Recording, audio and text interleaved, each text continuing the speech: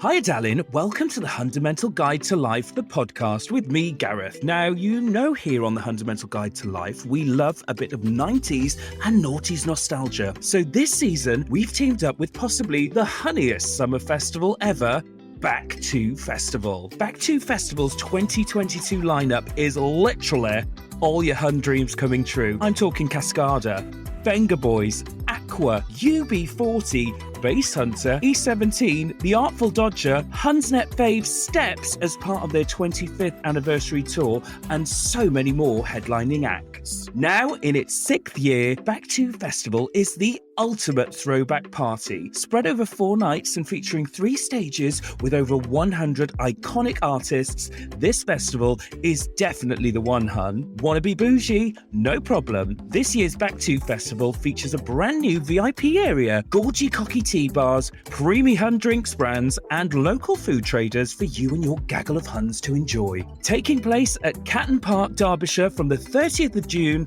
to the 3rd of July, Back to Festival is going to give you all the bragging rights and plenty of Insta-worthy content. So block out the diary and galvanise your darlings for a weekend to remember. Want to know more? Check out Back to Festival on FaceB or at Back to Festivals on Insta. Tickets are on sale right now, babes, and start at just £30. So what are you waiting for, Huns? Check out www.backtofestivals.co.uk for all the down low on the weekend, the full lineup and tickets. It's gonna be a right old rave up. Welcome to another episode of the Hundamental Guide to Life. We are steaming through the series, and I am so excited because this week I'm welcoming a queen who was born in Suffolk, raised in Norwich, but was made in Dagenham, or Dagen Hun. There's loads of Hun puns in this. It's all downhill from here. She was a season 3 queen on RuPaul's Drag Race UK, who made it to the top 3, and she's here to spill the tea with me, and we want to see what type of Hun Ella Vaday is. So, welcome to the Hundamental Guide to Life, Ella Vaday. Hello, how you doing? You having a good time?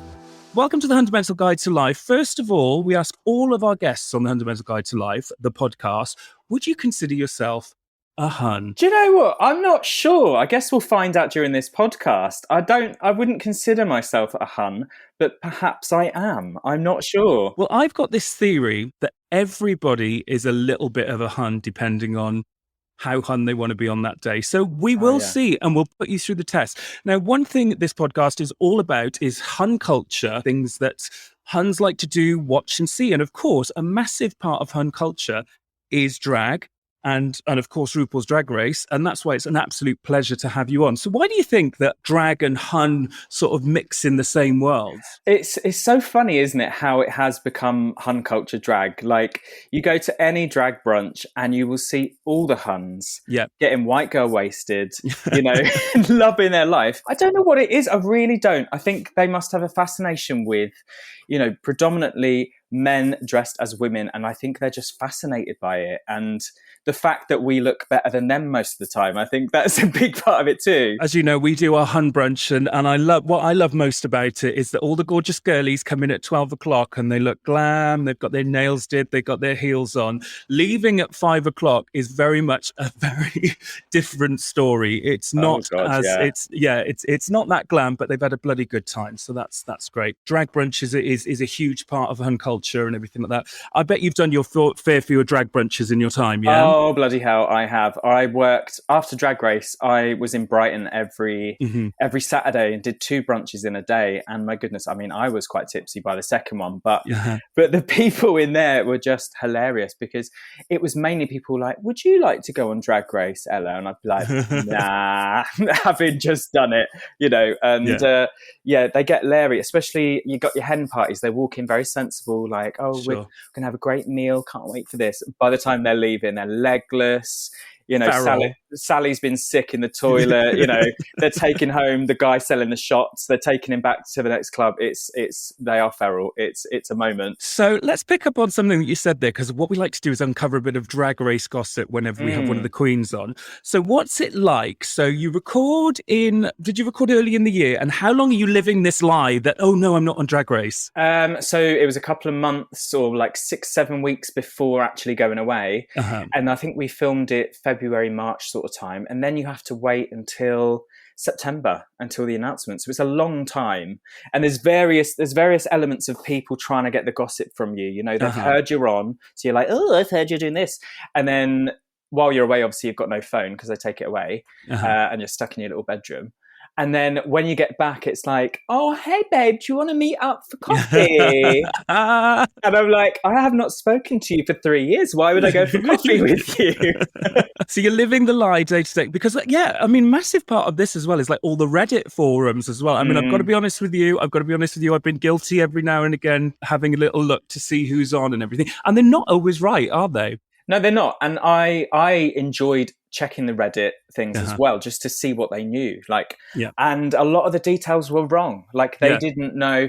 There was this rumor that nobody won Snatch Game and Bag of Chips came back to save it or something like that. And I was like, hang about, I won Snatch Game. I'm like, go away. It's funny. It's funny to watch. So let's talk about the winning of Snatch Game. I know we were going to talk about that a little bit later, but let's talk about the microwave moment. What an iconic moment. Honestly, how many times when you do press, when you do interviews, do people do what I've just done and go, let's talk about that moment? Are you all microwaved out? I know. A lot of the time people say, oh, say the microwavy. And I'm like, that is not how you say it. It's microwave. It was such a moment. Literally the microwave thing, I think, happened quite close to me leaving. So it was fresh material because Nigella was my second choice. I wasn't going to do her. I was going to do Old Mystic Meg. And it just so happened that Microwave happened. And I was like, well, there you go. There's an answer to Snatch Game if I need it. And Snatch Game was just one of those things. I was slightly petrified, to be honest, of Snatch Game because I don't do celebrity impressions. I act and I can improvise and stuff. So I always knew it's either going to go really fucking badly or it'll go well. And thank God it went in the better end. Well, I won, so it went well. Well, it's gone down as one of it's a massive standout moment for me for season 3. So I salute you the microwave. On the topic of microwaves again, what's your favourite microwave meal? Oh, do you know what? Do you know what I love? And maybe this is a Hun thing. Those little tubs of hot chocolate puddings that you put in the microwave for 60 seconds.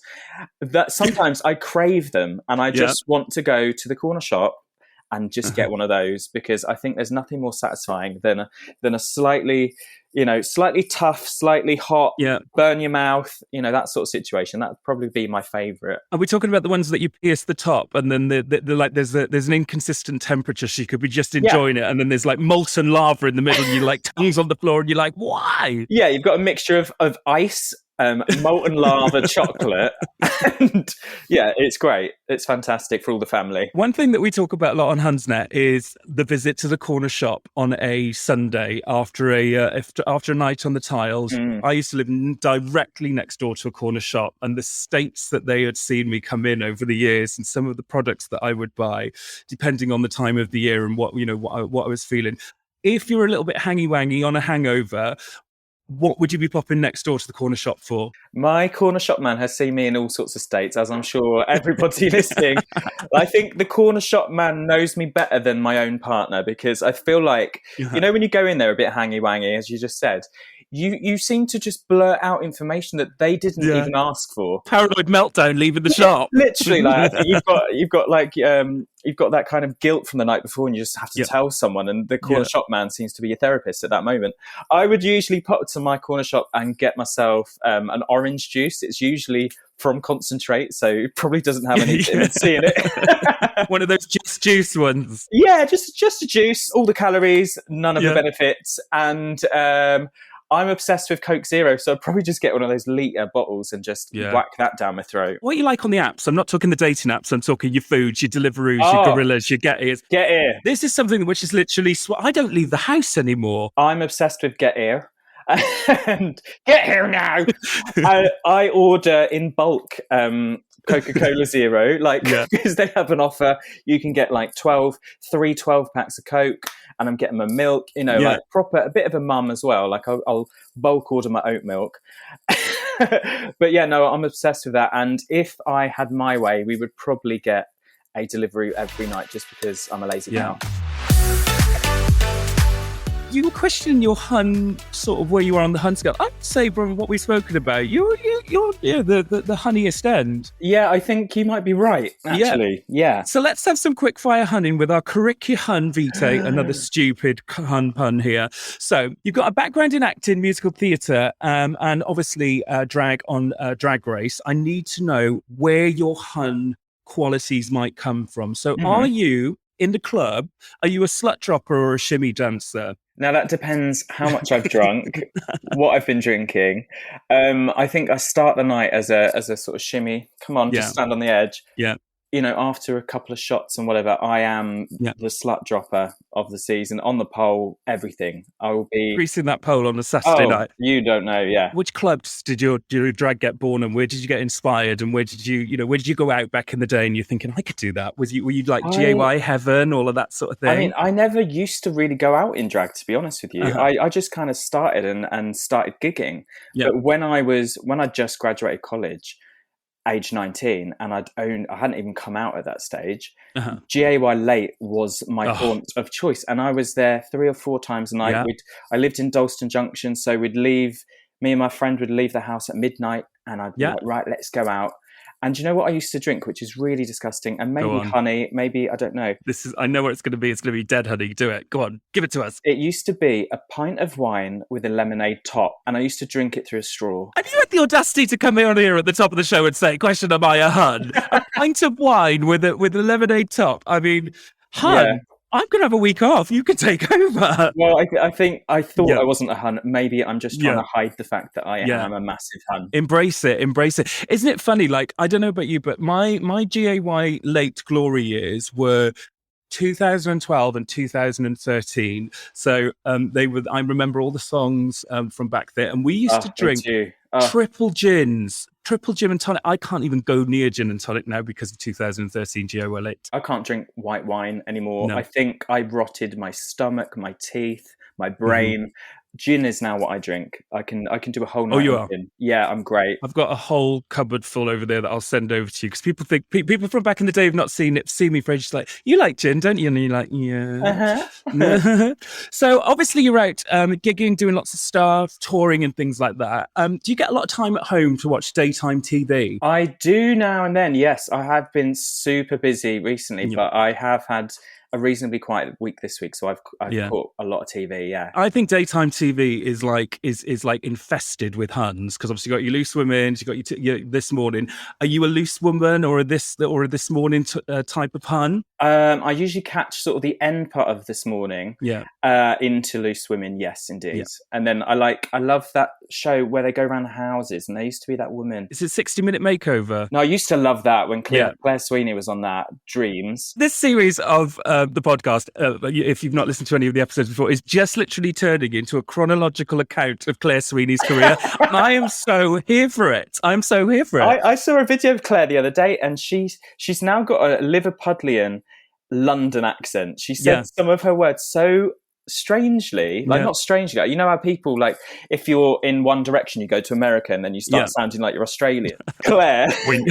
Yes, Liam and Harry now. Have you seen the Harry video? Harry. Oh God, yeah. It seems if you come to London, you start saying like one, saying your words different. Fabulous. So if you went on a night out with Claire Sweeney, we know you don't like the wine, but do you like Prosecco and cocktails? What would be Prosecco or cocktails? Cocky teas? I am definitely a mixer, which is not great. I would start off with a Prosecco until I realise, okay, we need to stop on the Prosecco. Yeah.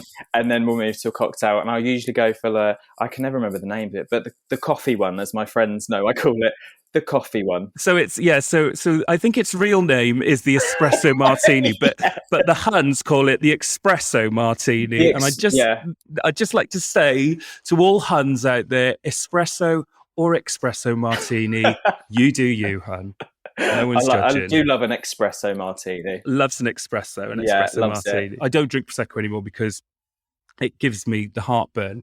And I literally, like, I was there somebody the other day and they were like, do you want a Prosecco? I was like, yeah. And I've spoken about this on the podcast before.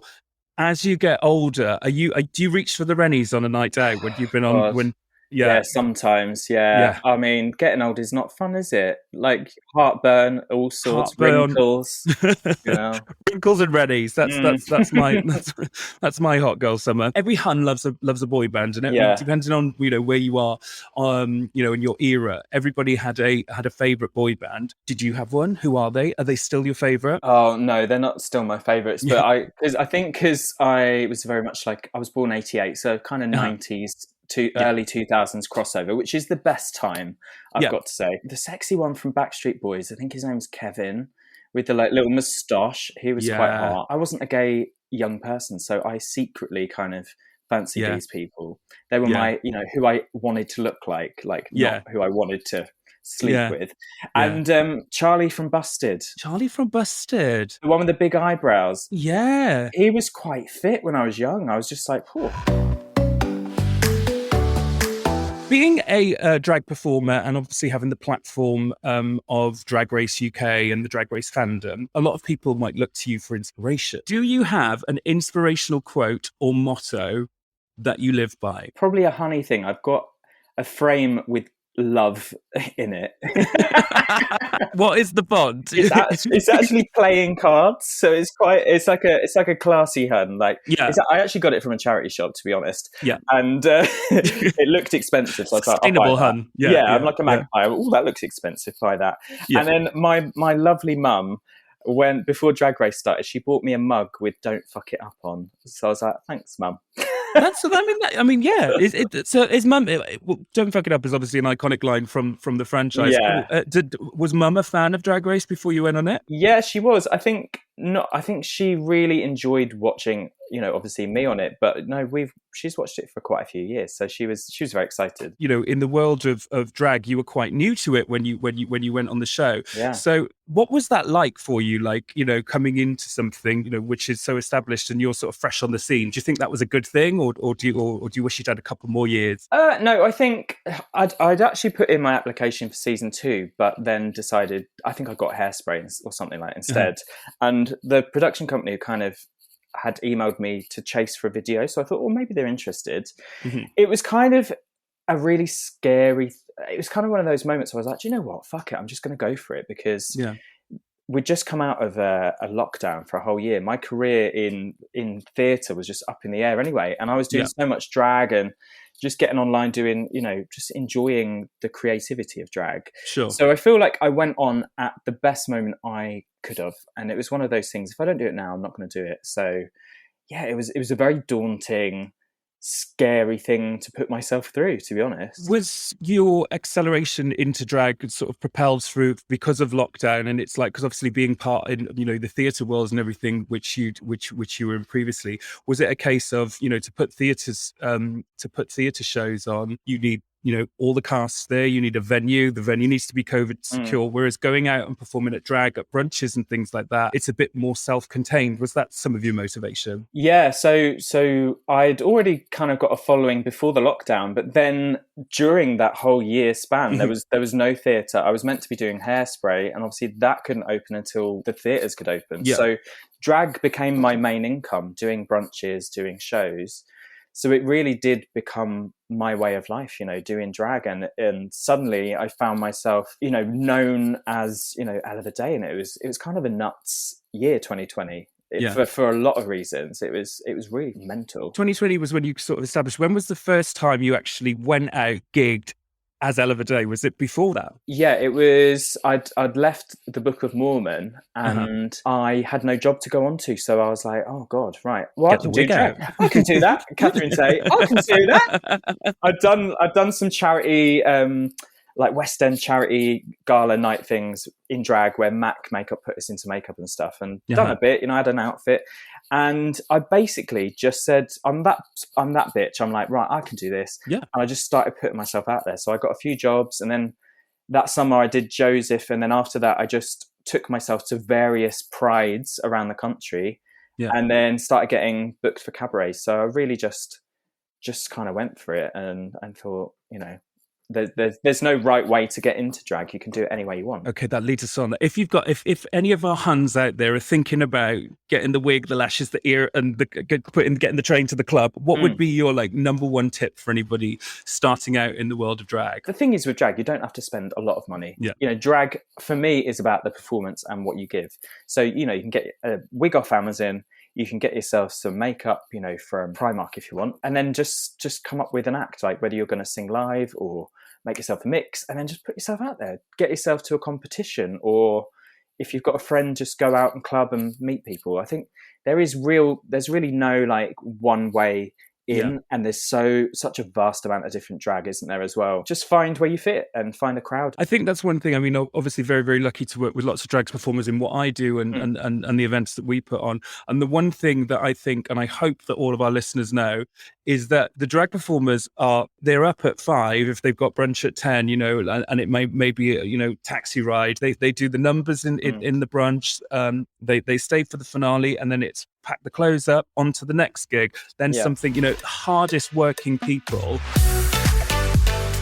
Right, let's talk some more about your Hun qualities. So what is the honeyest outfit do you think you've got or have had in your wardrobe? The other day when I went to judge a stand-up, I wore this leopard print suit thing, and I looked like a mixture of Shania Twain in Coronation Street or EastEnders. Do you remember when combat trousers with all the strings on the side were a thing? For the purpose of the tape, I've got my Posh Spike t-shirt on today. Oh, I love it. Are you talking about these ones, Hun? Yes!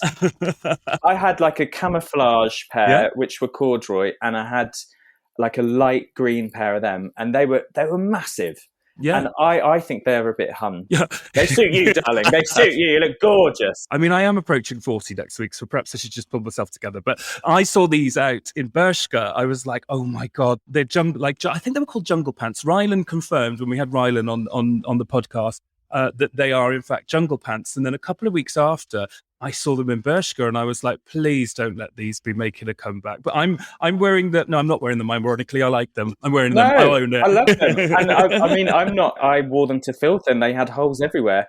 That, and back in the day when Hoppery... Adidas bottoms. Yeah, when you have a matching suit. We're talking olden days, but...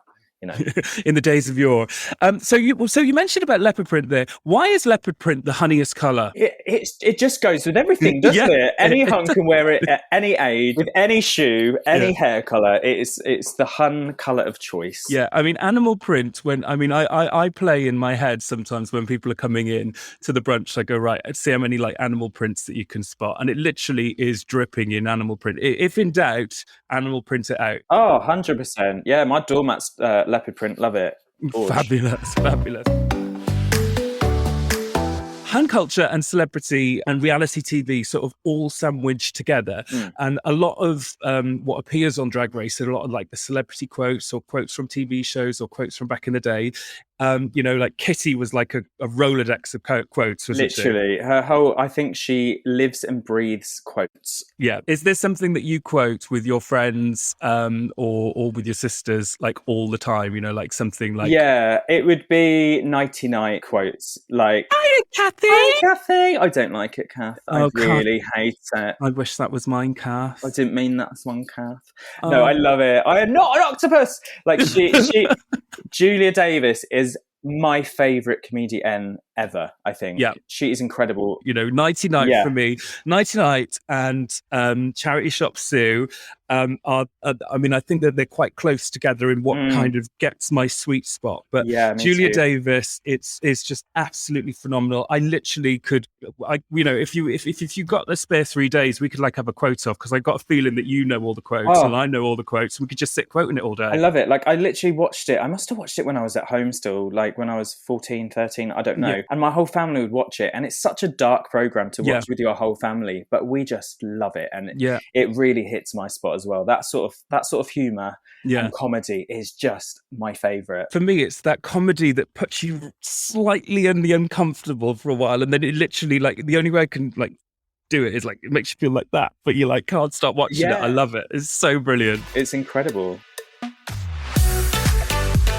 you might have been asked this lots and lots of times, but I don't know the answer to it. Have you met Nigella? I know she slid into the DMs after the... No, I haven't. If you want to get up and we'll work on a Christmas special or something, that would work well for me. Yeah, get in touch with my management. Yeah, get in touch. We'll make that happen. Thank you, Kathy. Thanks, Kath. Oh, I wish that was mine, Nigella. We spoke about some of the queens and your sisters from season 3. Is there a season 3 WhatsApp group? Oh, yeah. There has been since I think it started while we were still there, because as people got booted out, they started to have a sub WhatsApp group. Obviously, I was the last to join, obviously. Yeah. But yeah, there is a season 3 WhatsApp. Yes, indeed. So the WhatsApp group is Hun. That is total Hun. And obviously you're like running into each other all the time because you're gigging and stuff like that. Who have you not seen for ages? I don't know. I've seen most of them in various time lengths. Like I see Kitty the most. Who have I not seen? I think Victoria, because she lives in Wales. She's not the most local, so not seen Vix for a while. And you've obviously done your tour with your BDE tour quite recently. Yeah. Are you all BDE'd out, or are you still riding the wave? Still riding the wave. We've got a bit of BDE coming this week because we're doing Drag Fest this weekend, and I'm sure it will come out at various times throughout the year. But no, we had such a good tour. It was so much fun, because the mad thing about doing Drag Race is you don't actually really get to know the people you're doing it with. So that was the first time that we actually spent a length of time getting to know each other, which is mad. You really get to know somebody up and down the M1 when you've got to go in service stations and people need a slash and everything like that. That's the best time to get to know each other, or a long flight or something like that. Hold up. We'll be back with our Gucci guest right after this. Thank you for supporting Hunsnet on Instagram and loyally listening to this podcast, The Hundamental Guide to Life. Now, the Instagram and the podcast will always be totally free to you, babes, and you will never have to dip into that prosexy pot to carry on consuming the Hunsnet content that you enjoy. But we know that some of you would love more content, and to facilitate this, you can now go behind the curtain and support Hunsnet on Patreon. For as little as the cost of your morning cup of coffee, you can get exclusive access to so much more Hunsnet content, exclusive discounts, offers, and even get the podcast in video form and ad-free. Get involved now, babes. www.patreon.com/Hunsnet. Hun supporting Huns, honey. Okay, now let's go into your past, okay? Because rumour has it that you were a backing dancer on the X Factor. Yes, indeed, I was. Yes, indeed. Yeah. But not just like X Factor, Glory Years X Factor. I'm talking Ollie Murs, Johan Quigg, that year. So how did that come about? Just graduated, 2008, and I went to an X Factor audition for dance to be a backing dancer, and I got the job basically in a nutshell. Amazing. And so I did Could It Be Magic Now? There's only 5 of us. So it was the glory years of X Factor. Well, you've been on the X Factor stuff, and obviously X Factor. Without X Factor, I mean, there'd be no Love of Huns, there'd be no Hunsnet, there'd be nothing, because that is basically the glory years. Why do you think that X Factor, isn't it funny, how something that happened on the X Factor 15 years ago can take up so much time and space in people's heads? Those auditions. X Factor, especially the glory years of 2000, I want to say 8, 9, 10 maybe. There were some epic moments like Beyonce and Alexandra Burke, and one of my favourite moments in reality TV history on X Factor is when Nikki Scherzinger took the mic off of that poor boy and just didn't let him sing. No. It was his last song, and she's just like, no, so good. I think the best thing about Nicole Scherzinger is that whatever that she's on, you're on her show, she's not on yours, isn't it? Yeah, and boy did he find out that time that night. Jesus. But in fairness though, she did go to Asda and dressed as a supermarket checkout lady. She was going around price gunning when she was John Mayer. So that's brilliant. Finally, on Drag Race, obviously All Stars is happening, and it's the All Winners season, which is happening now. Have you seen any of the episodes yet? I haven't. I've seen bits and bobs of it. And Jinx, I saw Jinx Monsoon's Snatch Game. It was incredible. That is how you play Snatch Game. It was fabulous. And, I'd definitely be rooting for Jinx to win because she's... incredible. Different tangent. Did you see that video of RuPaul where he couldn't remember Jinx's name? Yes. DragCon. Yeah. Which one are you, or something he said? So, oh, Jesus. Which one you? What's it like? Oh, I mean, I've spoken to some of the queens that we've had on the show here. What was it like meeting Rue for the first time? Was it like? It was one of those moments. I don't get starstruck at all, but when you are head on with RuPaul, who is massive. He's so tall. Yeah. And you just realise, oh my God, I'm on Drag Race and I'm talking to RuPaul. And he knows my name, or at least he's just been told he's been told what it is in his ear. Who is this average white person? Oh, Ella Vaday. It was daunting, but as the weeks/days went on, sure, became more comfortable, and he got to know me, and I felt more comfortable around Rue and felt like I could banter with him more. But it's like going to the head mistress or something. Yeah. It was quite daunting and scary. Miss Truntrue. There we are. Yeah, literally. Ooh. Fabulous. So, any predictions to who might win on the All Stars All Winners season, or do you not want to name? I've not seen any of the Reddit or rumors at all, but I would love to see Jinx and the Viv do really well. Cards on the table. I love Drag Race. I love Drag Race UK. I love Drag Race Australia. I love Drag Race Canada. But I was getting a bit drag raced out, and I think that when I saw, oh my god, it's All Stars again, and then the rules that they've put in for this season and the caliber of the queens all together working together, and there's a bit of a format change to it. I found it really refreshing the first couple of episodes. Yeah, I like the format, and I kind of wish that normal All Stars did that format where no one went home. These girls must have spent thousands and thousands and thousands on costumes. And imagine going on and you just get kicked off first week or whatever. Can't even imagine. I know. I think that's another thing. Like, I hope our Huns who listen to this is that drag might not be a contact sport, but it is a bloody expensive sport, right? Oh God, yeah, easily over 2,500-3,000 just on one outfit. Wow. If you're really like trying to go out there and push it, not like an ASOS £12 discount bargain dress. Yeah. So Huns, keep your Prosecco away from the queens when they're performing at the brunches. We're now moving on to the next part of the Hundamental Guide to Life.